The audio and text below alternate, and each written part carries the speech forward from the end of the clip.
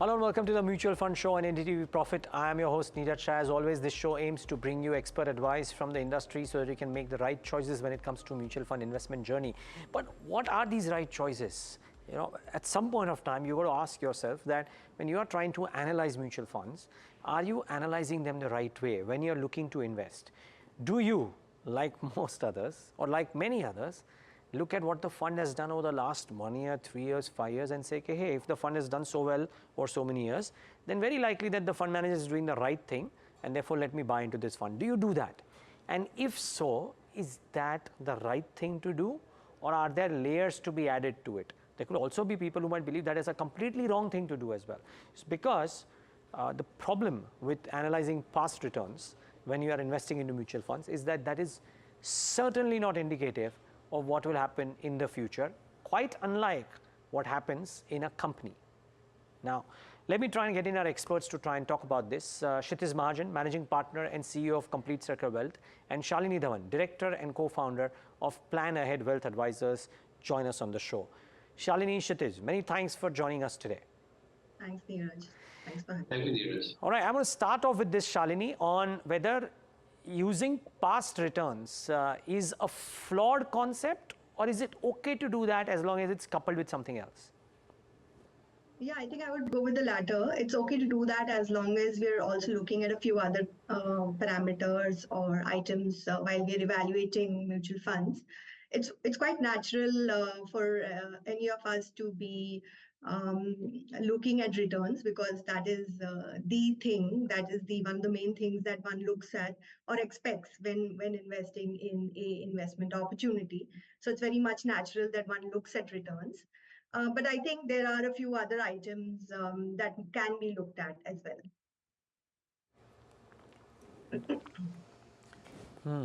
Got it.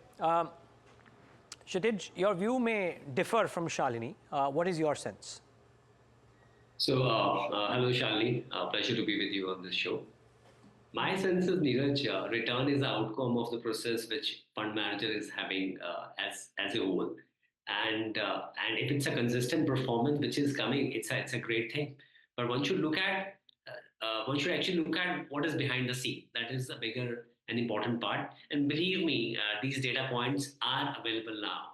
So, on an average, you see a client is having 5 to 6 mutual fund, and for him to go level 2 to deep dive and to do analysis of the fund is not that big as a task. Eventually, when you're investing in something, you are investing your hard-earned money and you want that money to grow. And in equity, I'm not saying it will make much of a difference, but if 1.5% or 2% of delta is what you are investing into, what it can create over a period of time, this will create a huge gap between what you are making and what you're going to make in future. So I'm saying returns are outcome, and yes, one should look at return also as a part of when you're deciding on the fund. But yes, firstly, you should evaluate many other things, which can be what is the longevity of the fund manager with the fund house, how the fund is faring during drawdowns, what is the tentative portfolio, let's say top holdings of the fund, which accounts for more than 50%, and it's very much available. This data point is very much available on web. You have to just put the fund name and you have things coming up your way. So there are many other things which one should look at, and then you can decide on that. Yes, depending on your risk appetite, what category fund you want to get into. And once you have the portfolio, the job doesn't end there. You should keep on reviewing your portfolio on a monthly or a quarterly basis. Don't ignore mails from fund houses, because there are update mails whether there's some category change also. Like in the past, we have seen, Niraj, many multi-cap has become large cap has become a different category. And there's a regulatory changes also which keeps on hampering your entire investment process, because you might have thought of that you'll do a mid-cap because it's 30-35% mid-cap before 2018, and broader is large cap. But after 2018, the new regulation said 65% has to be mid-cap in a mid-cap fund. So all this matters a lot when you are looking at finalizing your funds. And after having your funds, keep on reviewing those funds. Got it. So, viewers, what we've tried to do is in the first segment is one, of course, the commonly used parameter, as I think everybody would say, is for investing decision is past returns.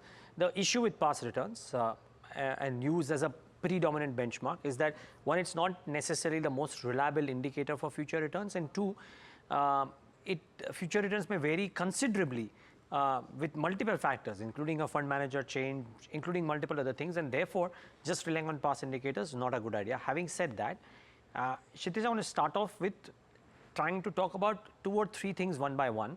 And viewers, we've divided these parameters into 2 aspects. Level 1 parameters, by that we mean something that is in the hands of you and me when we go to the World Wide Web and available on the internet without having to subscribe to services such as Morningstar, such as CRISIL ratings, such as what have you, value research, etc. So if you don't want to do all of that, but still want to take an informed decision, what is it that you can do? We've listed about 5 or 6 parameters, some of which have been, Kshitiz Mahajan has also sent across. I want to just discuss the 2 or 3 most interesting ones, important ones, and how is it that you can do so that you change your approach towards analyzing mutual funds before you buy them. The importance of the monthly fact sheet and seeing whether any changes in the top sector allocation or stock allocation. Kshitiz, can we start with you on this particular aspect, and how does a viewer do this and why is it important? Yeah, so Niraj, I had an orientation, I was on the mutual fund side only, and we used to know that the fact sheet gives you a 100% transparency about what is happening in the portfolio. If there is a major change in the top holdings as well as on the sectoral weighted side, as PMS is a pool account, there is no capital gain on the fund manager side, so he can do that. He can do that tinkering depending on. So if you see the approach, let's say for example, as on day, government focus is manufacturing, and if you see some funds tilting toward manufacturing, you see that it's a futuristic approach what they're looking at. If you see some funds which are right now buying PSUs or let's say defense, again, this is just an example I'm quoting, then you see obviously these sectors have moved up and at a very high valuation. Should I get into these funds or not these funds? So there are many things you will realize once you see the difference between the 2 months, how things are shaping up. And the top holdings also. Like, most of the fairly decently doing fund in the last 4-5 years, if you see, right now, the fund which looks promising ahead also, they are tilting towards those companies which are at very reasonable valuation. So that is the important thing. And it is very easy for the investor to do that. Let's say you have, as I said, you have 6 funds. It's a one-time exercise which you do. You plot your 6 funds with their top 6 holding and top 4-5 sectors. And then you keep on changing in that Excel every month and onwards. And it is very much doable and it will not take much of time, more than 10-15 minutes on a monthly basis. It's your hard-earned money, you can do that. You ask me. But that will give you an indication how things are faring in fund manager mind, and as you are aware about what is happening around you, that yes, these are the sectors or these are the stocks which are faring up well, and there is an opportunity which is building up. You ask me, let's say you put any name. I'm just again giving an example. There's no recommendation. Reliance Industries report. You can have all the numbers, which are the key numbers like price to earning, price to sales. All these numbers are in place.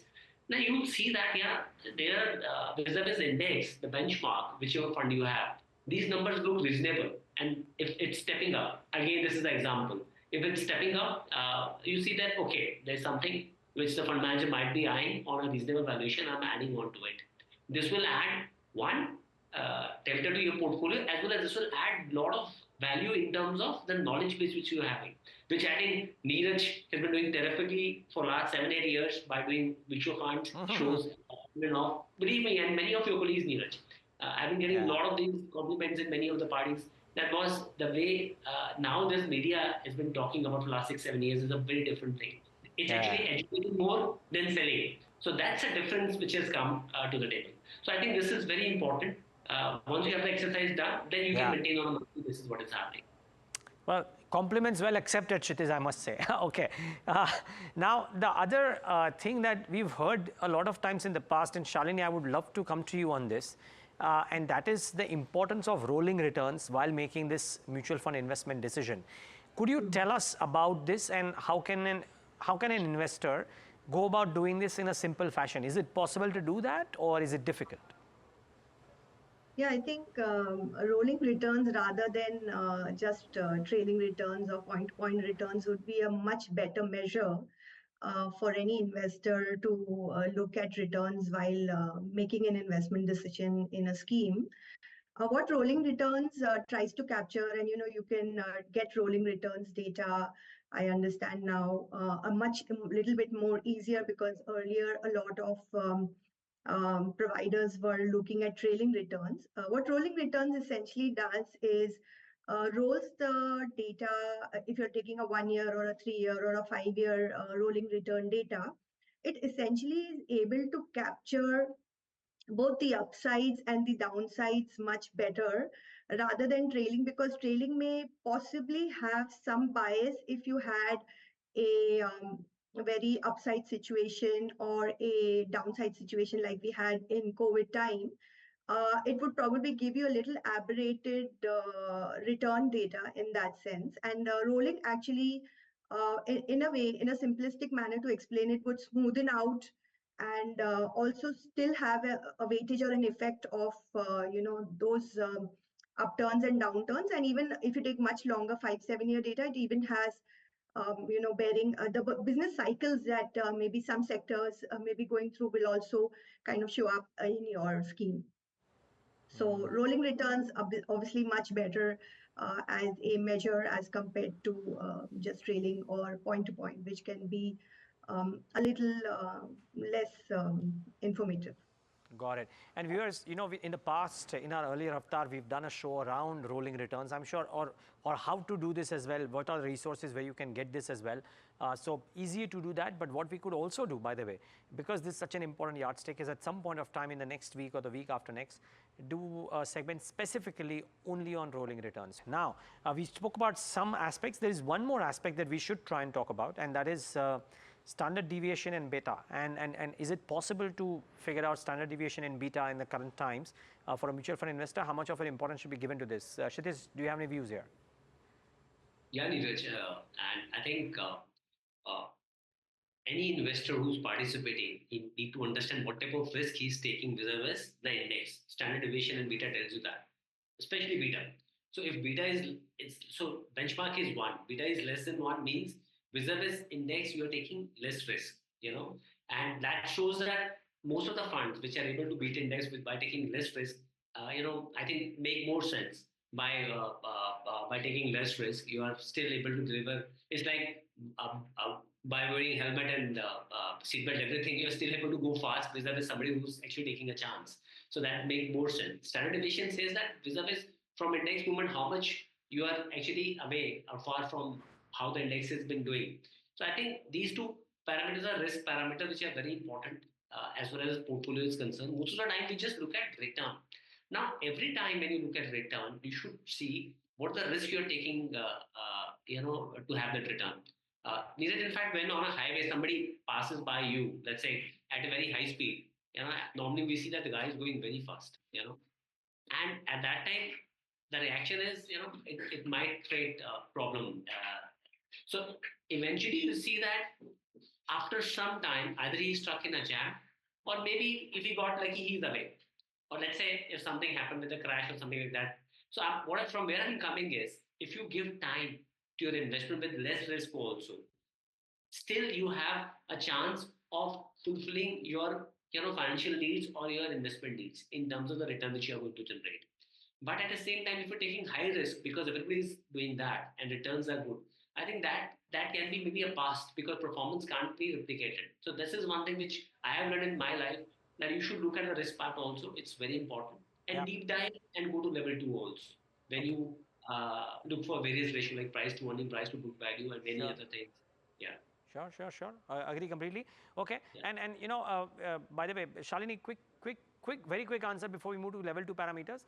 Does the size of the fund make a big difference? For example, if you're investing in a mid-cap fund, but if the size is very high, then the ability of the fund house to be able to take a large bet as a percentage of its AUM in order to create that alpha, does it make a big difference to your mind when you're choosing a mid-cap or a small-cap fund?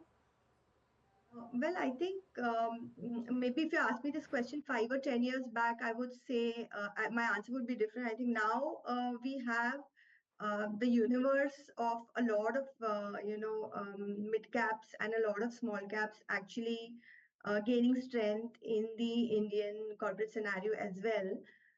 So today, I think that concern that if a mid cap or a small cap fund got a lot of assets, and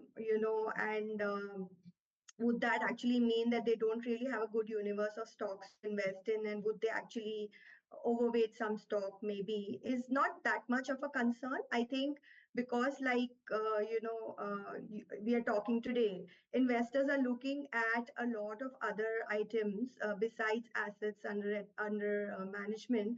We are looking at like Kshitiz said, we're looking at valuation data as well, we're looking at risk ratios as well.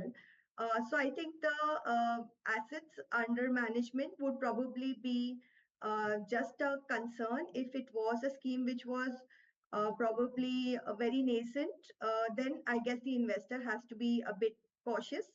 Being a retail investor, any large movement of bigger investors in and out of the scheme could be a hindrance, but not for most of the bigger names in mid cap and small cap space.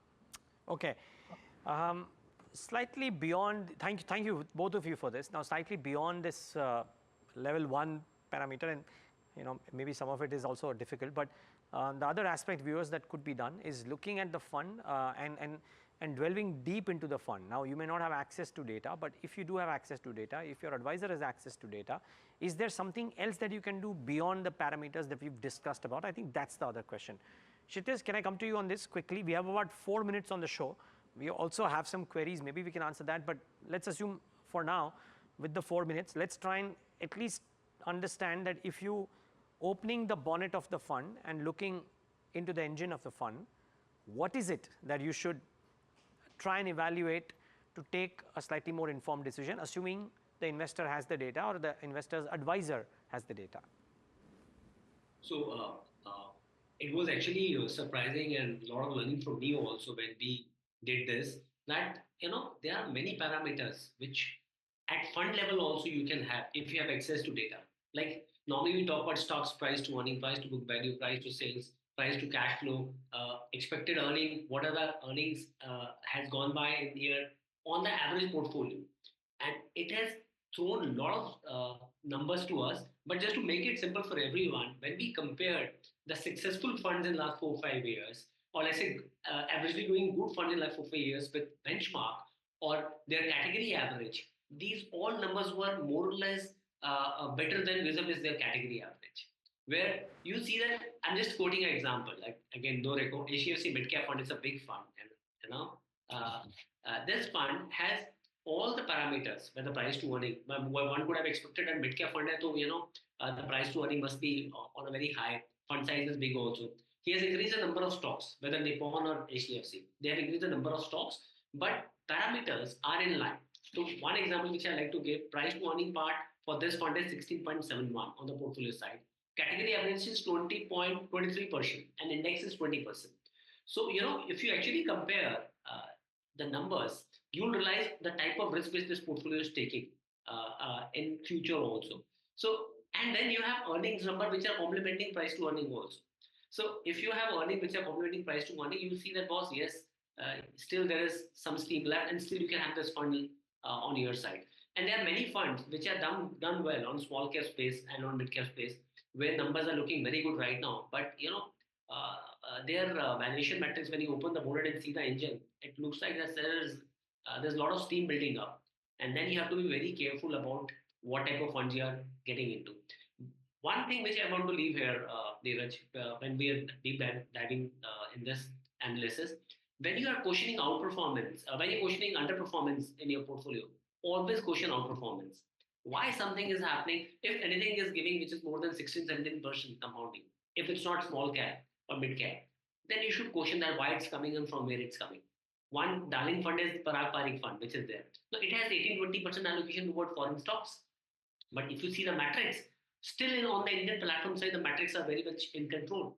If you see the top holdings are those companies which are actually trailing their intrinsic value. So when you look at these promising type of changes made by the fund manager, then your confidence increases in these type of funds. So this is something very much available on web, and I think You can, if you're managing a big portfolio, your advisors are there, then you can ask for these numbers also. It will help you. Got it. Okay, we just about time for a query. I'll have to afraid end this conversation here, but take one query, Shalini, with you if you can, because a viewer would be very happy to receive your views. About 70 seconds, but this is from Mr. V. Hariharan. He's 70 years of age, and he says that he wants to know the key factors or the current portfolio composition is about 65% equity, 35% debt, invested in balanced advantage, large cap and multi-asset funds, no exposure to mid cap, small cap funds. MF investments have appreciated by the past 18 months. Should he book gains in the portfolio and move to debt or fixed deposits? Does not have any upcoming financial goals and don't have any immediate need for funds. Right. So first of all, I think congratulations, because I think he's been able to manage the show fairly well, I would say, because he says that he has a decent portfolio, he's got a good sense on the asset mix that he has. Generally, what we're feeling right now, if we see a lot of the data, and of course it may be a general direction, not necessarily specific, because his case would have to be evaluated. But yeah, we are talking about making some asset rebalancing, given the fact that equities have moved up. And valuations are looking a bit stretched as compared to very long-term averages. Being 70 does not necessarily mean that he should not be in 65% equity or aggressive assets. Since he said that he's not really having any major commitments coming up or funding needs coming up in the next couple of years, um, essentially, I think the need for rebalancing would be based on the fact that markets are a bit overvalued. So yeah, there could be some money taken off from equity markets. And in today's time, a lot of the fixed income and the corporate FD side, which is very highly rated, the AAA rated, are also giving reasonably good fixed income rates. So parking some money either in a temporary liquid or a temporary liquid fund, if you want to go back to the market again, if and when some correction happens, could be one way. Another way would be to actually safeguard some more money, maybe 5 or 10% of the aggressive side to bank FDs. Okay. Valuable advice. Both of you, afraid out of time completely. Thank you so much for taking the time out and speaking to us on the show today. Really appreciate your time. And viewers, thanks for tuning into this leg of the Mutual Fund Show.